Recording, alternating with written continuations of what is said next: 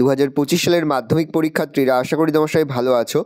আজ আমরা যে বিষয়টি নিয়ে আলোচনা করব 2025 সালের মাধ্যমিকের ইতিহাসের লাস্ট মিনিট সাজেশন নিয়ে। আগামী 17ই ফেব্রুয়ারি হতে চলেছে এবছর, অর্থাৎ 2025 সালের মাধ্যমিকের ইতিহাস পরীক্ষা। তোমরা লাস্ট মিনিট সাজেশনে দেখে নাও কী কী বিষয় তোমাদের মাধ্যমিক 2025-এ আসতে পারে। দেখে নাও 4 মার্কের জন্য যে প্রশ্নগুলো পড়বে। প্রথম অধ্যায় থেকে আত্মজীবন হিসাবে জীবন স্মৃতির 70 বছর জীবনের ঝরাপাতা সম্পর্কে তোমার ধারণা উল্লেখ করো। টিকা লেখো। নতুন সামাজিক চর্চা, নারী ইতিহাস চর্চা। খেলার ইতিহাস চর্চা কীভাবে জনপ্রিয় হয়ে উঠেছে তার আলোচনা করো। পরের প্রশ্ন পড়বে আধুনিক ভারতের ইতিহাসের উপাদান হিসাবে সরকারি নথিপত্রের গুরুত্ব কী। পরের প্রশ্ন পড়বে আধুনিক ভারতের ইতিহাসের উপাদান হিসাবে বঙ্গদর্শন পত্রিকা ও সোমপ্রকাশ পত্রিকার গুরুত্ব কী।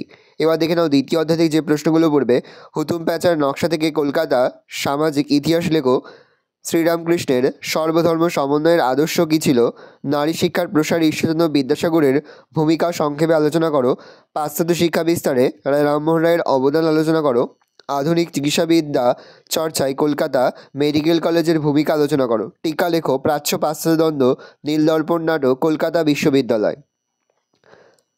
পাশ্চাত্য শিক্ষার বিস্তারে ডেভিড ইয়ারের অবদান আলোচনা করো। পরের প্রশ্ন পড়বে হিন্দু প্যাট্রিয়ট পত্রিকা থেকে 19 শতকের কোন সমাজচিত্র পাওয়া যায় তা আলোচনা করো। পরের প্রশ্ন উডের নির্দেশনামা সুপারিশগুলি লেখো।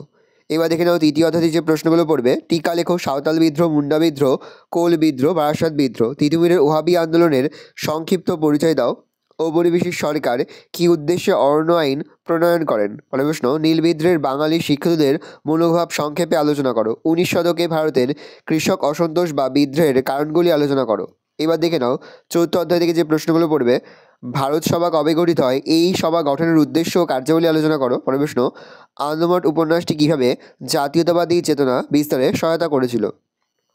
পরের প্রশ্ন পড়বে গোরা উপন্যাসে রবীন্দ্রনাথ কী বলতে চেয়েছেন। টিকা লেখো। বর্তমান ভারত সভা মহাবিদ্রোহের প্রতি শিক্ষিত বাঙালি সমাজের কী মনোভাব ছিল তা আলোচনা করো।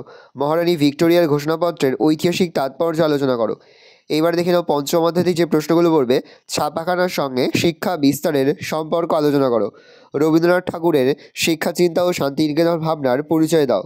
বাংলার মুদ্রণ শিল্পের বিকাশে উপেন্দ্র কিশোর রায়চৌধুরী ও তার প্রতিষ্ঠিত ছাপাখানার কীরূপ অবদান ছিল। থেকে 4 নম্বর প্রশ্ন পড়বে আধুনিক বিজ্ঞান চর্চার বিকাশে বসুবিজ্ঞান মন্দিরের ভূমিকা আলোচনা করো। পরের প্রশ্ন পড়বে Indian association for the cultivation of science এর প্রতিষ্ঠাতা এবং বাংলার আধুনিক বিজ্ঞান শিক্ষাদানের ক্ষেত্রে ভূমিকা সম্পর্কে আলোচনা করো। টিকা লেখো। Kolkata medical college, Bengal technical institution. এবার দেখে নাও ষষ্ঠ অধ্যায় থেকে যে প্রশ্নগুলো পড়বে। তেভাগা আন্দোলন, তেলেঙ্গানা বিদ্রোহ, বারদৌলি সত্যাগ্রহ, ভোপাল বিদ্রোহ। বঙ্গভঙ্গ বিরোধী আন্দোলনে শ্রমিক শ্রেণীর ভূমিকা আলোচনা করো। পরের প্রশ্ন পড়বে অহিংস অসহযোগ আন্দোলন পর্বে শ্রমিক আন্দোলনের বিবরণ দাও। সপ্তম অধ্যায় থেকে যে প্রশ্নগুলো পড়ে দেখে নাও। সশস্ত্র বিপ্লবী আন্দোলনে নারীদের ভূমিকা আলোচনা করো।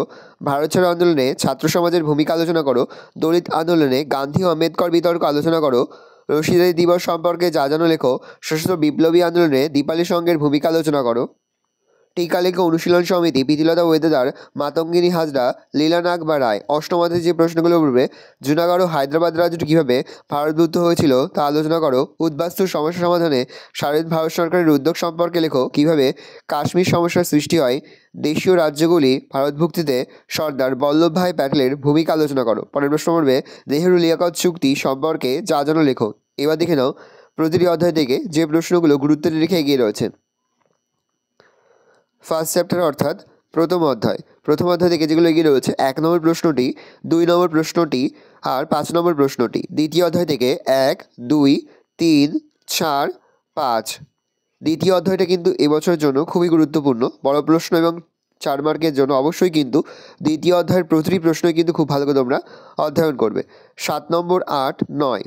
তৃতীয় অধ্যায় থেকে 1, 2, 4। চতুর্থ অধ্যায় থেকে 1, 2, 5। পঞ্চম অধ্যায় থেকে 1, 2, 3, 5, 6। ষষ্ঠ অধ্যায় থেকে 1, 2, 3। সপ্তম অধ্যায় থেকে 1, 2, 3, 5। আর 6 নম্বরটা অষ্টম অধ্যায় থেকে 1, 2, 4 আর 5। ভালো করে দেখে নেব। এবার আমরা 8 মার্কের অধ্যায়ভিত্তিক সাজেশনটা দেখে নেব। 8 মার্কের জন্য যে প্রশ্নগুলো তোমরা পড়বে এবছরের জন্য, নাও 2025 সালের 8 মার্কের ইতিহাসের সাজেশন। প্রথম প্রশ্ন, 1857 সালের মহাবিদ্রের চরিত্র, প্রকৃতি ও বৈশিষ্ট্য লেখো। পরের প্রশ্ন, 19 শতকে বাংলার নবজাগরণের চরিত্র ও প্রকৃতি আলোচনা করো। পরের প্রশ্ন, নীলবিদ্রের কারণ ও ফলাফল আলোচনা করো। পরের প্রশ্ন, মানুষ, প্রকৃতি ও শিক্ষার সমন্বয়ে রবীন্দ্রনাথের চিন্তাভাবনার বর্ণনা করো, অথবা রবীন্দ্রনাথের শান্তিনিকেতন ভাবনার বর্ণনা করো। প্রশ্ন, সশস্ত্র বিপ্লবী আন্দোলনে ছাত্রছাত্রী বা নারীদের ভূমিকা আলোচনা করো। প্রশ্ন, আইন অমান্য আন্দোলন ও ভারত ছাড়ো আন্দোলনে শ্রমিকদের ভূমিকা আলোচনা করো। ভারতের জাতীয়তাবাদের বিকাশ সম্পর্কে সংক্ষিপ্ত আলোচনা করো। এই 7টি প্রশ্ন কিন্তু 8 মার্কের জন্য খুবই গুরুত্বপূর্ণ, সেহেতু এই 7টি প্রশ্ন কিন্তু খুব ভালো করে তোমরা 8 মার্কের জন্য প্র্যাকটিস করবে। এখানে যে প্রশ্নগুলো দ্বিতীয় অধ্যায় থেকে দেওয়া হয়েছে সেই প্রশ্নগুলো কিন্তু ভালো করে তোমরা প্র্যাকটিস করবে।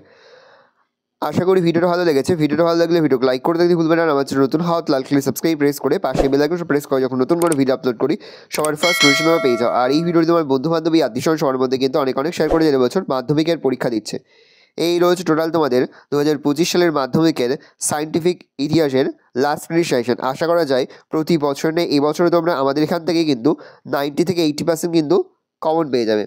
সেহেতু এই ভিডিওটি তোমার বন্ধু বান্ধবী আত্মীয়স্বজন সবার মধ্যে কিন্তু অনেক শেয়ার করে যাও যারা এবছর মাধ্যমিকের পরীক্ষা দিচ্ছে।